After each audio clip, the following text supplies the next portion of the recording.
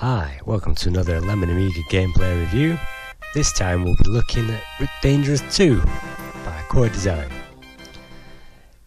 Rick Dangerous 2 is split over 5 levels, 4 of which can be selected at any time and they can be completed in any order from the menu after the main title screen.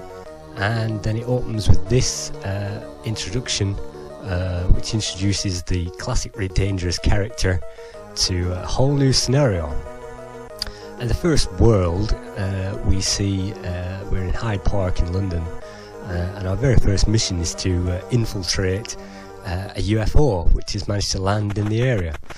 The first job is to load up with weapons and supplies and accessing this storeroom, make sure we have all that we need available, and then it's on into the interior of the ship itself. Rick Dangerous 2 is a platform game which makes use of the standard puzzles, switches, platform based enemies and lasers and that kind of thing. So it's important to press the right button to trigger the right event and to get the puzzles in the right order. To highlight this, there are 2 buttons on this platform. If you press the wrong one you'll die, if you press the right one you'll survive. So it's important to master those levels. In this section there is another bonus screen to the right there, and we don't need to kill that robot to make sure we get in there. So it's essential to save ammo as well, knowing those tricks of the trade. So let's just speed through the bonus screen and get back to the main game. So, as I say, Rick Dangerous 2 is a simple platform game. This first level is very easy, to be honest, once you know where you're going and what you're doing. It's standard platform fare. Rick has 2 forms of attack, the handheld laser gun, and he also has these mine grenades which you can throw down and across enemies in the path. Ordinarily you would jump down this platform, press the button to the left and then the one on the right to go back up, and there is also an enemy there. You might notice I'm down to 3 lives already, so this player review is already an amalgamation of several attempts to do this level.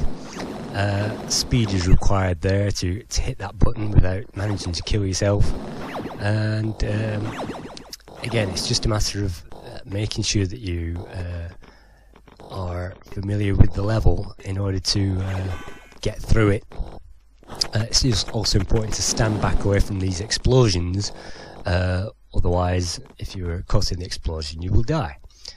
Rick starts off with 6 lives, and extra lives are available once the player reaches a certain score, and which is every 5,000 or so.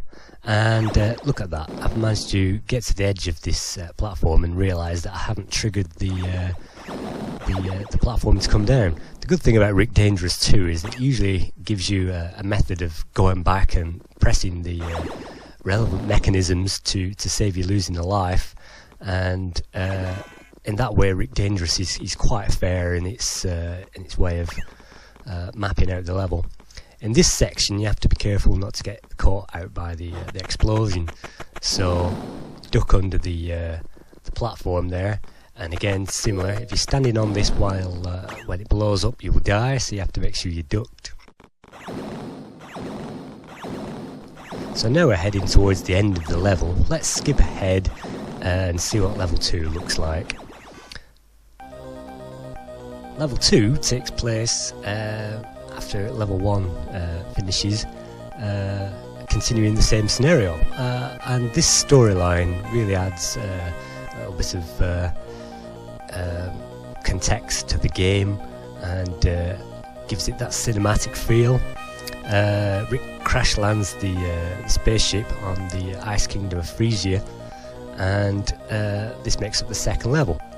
The second level is at least twice as large as the first level and contains many more traps, not least this. the very first platform, which is hard to get off. Third time lucky. There you go. So the second level contains many more traps, including these spikes, weapons firing snowballs,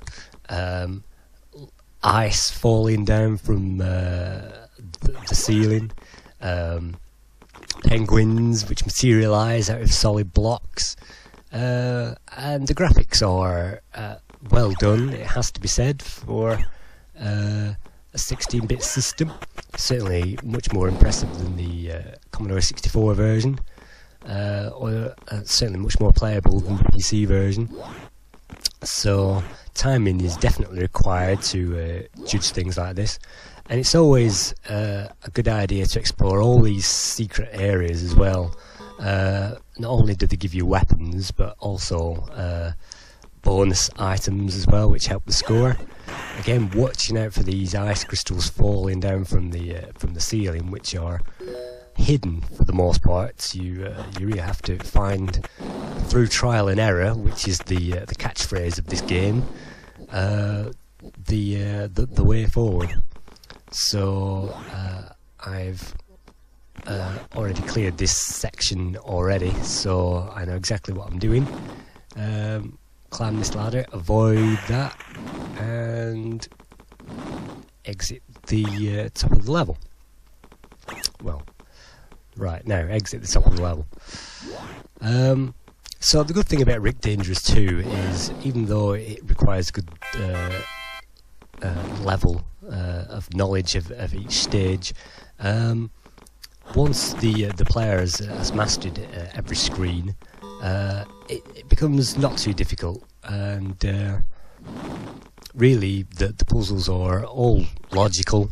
The level layout is also quite logical. In fact, sometimes the player gets multiple ways to complete a level, multiple directions through the map, just to add a little more spice. And every time you get through playing Rick Dangerous 2, you'll always come out ahead just a little bit further through that little bit of extra experience that you've had with the game.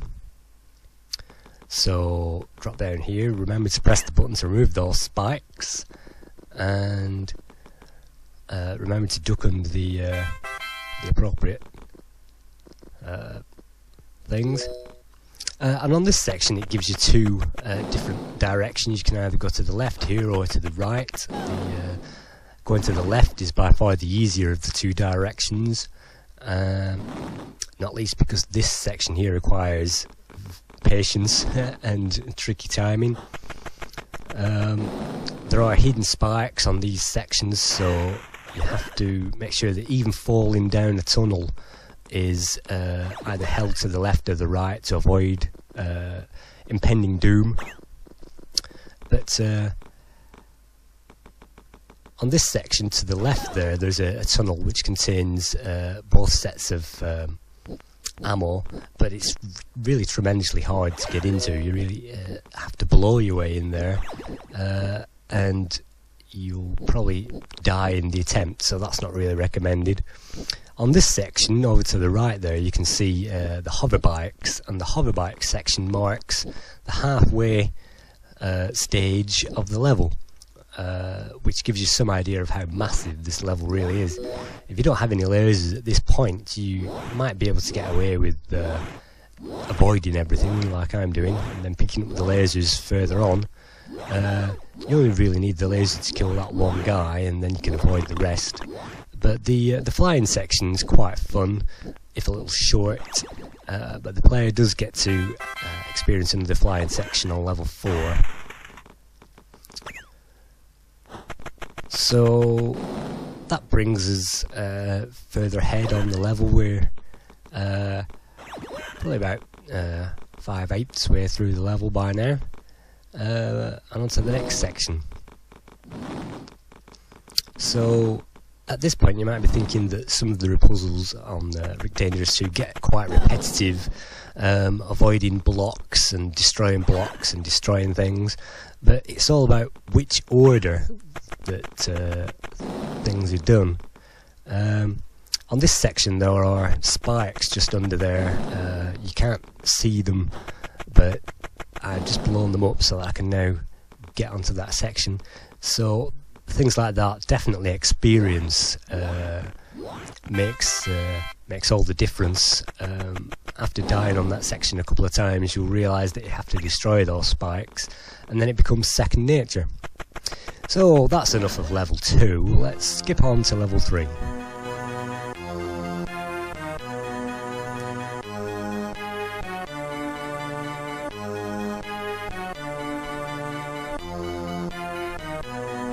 So we find ourselves on the planet of Vegetabilia, and this level has 3 routes. If you go off to the right there, you'll find another 2 routes to complete the end of the level. But on this section is quite easy. In fact, the going directly upwards is probably the easiest way to complete this level, not least because of the amount of enemies which actually die because of the natural traps, which saves time and ammo. Let's just get rid of that enemy as well. It's once you know the ins and outs of the level, saving ammo even becomes a necessity. The branch above this platform is really hard to negotiate unless you're really on the ball with it. And continuing on with the level, these Robin Hood creatures, sly homage to the Robin of Sherwood legend, even though this temple looks distinctly Aztec, to be honest, with the jungle. And just to get rid of this guy, those snapping plants there are really hard to get all over, to be honest. You have to time those jumps. And then here you see those 2 columns. There's spikes hiding behind those 2 columns, so you have to jump behind those. And similarly, once you've killed this guy, you have to jump over that gap because the floor collapses. Little tricks like that help this game flow pretty easily. The trick to this section is to press the button as soon as the guy is on the platform, and just missed that one. Let's try it again. Hit that button and then you can dispose of the guy, press the button again, and then ride the platform to the top of the level.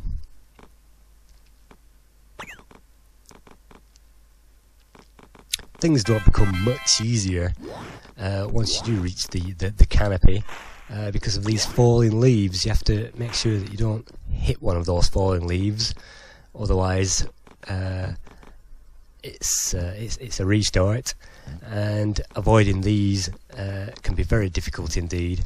This screen marks the halfway point of the entire level, so again the level is quite big, and on that screen it's really run, hope and pray that you will avoid those barrels by careful timing. Hit the leaf there to save yourself some ammo to kill him, and also don't forget to pick up any bonuses that are hidden around the levels as well. And onto a quite hard screen with snappy plants, so let's skip through that.